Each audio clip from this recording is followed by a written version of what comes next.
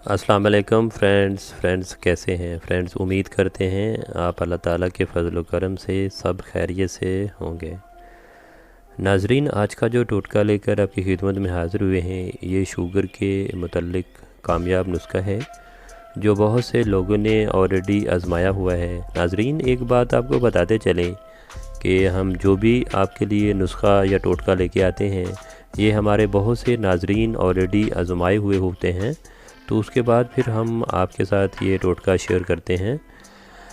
इसके लिए करना क्या है, आपको काले जौ लेने हैं और कोरतुंबा लेना है, कलवंजी लेनी है, मेथरे लेने हैं, और अगर गर्मियां हो तो कासनी ले लें और कासनी भी शामिल कर लें, और इन सब का सफ़ूफ बना लें और फुल साइज़ के कैप्सूल भर लें और 2-2 कैप्सूल सुबह शाम पानी के साथ लें। मुसलसल 3 दिन खाएं और बाकायदा शुगर चेक करें। अल्लाह ताला के फजल व करम से आपको बहुत ज़्यादा फ़ायदा होगा।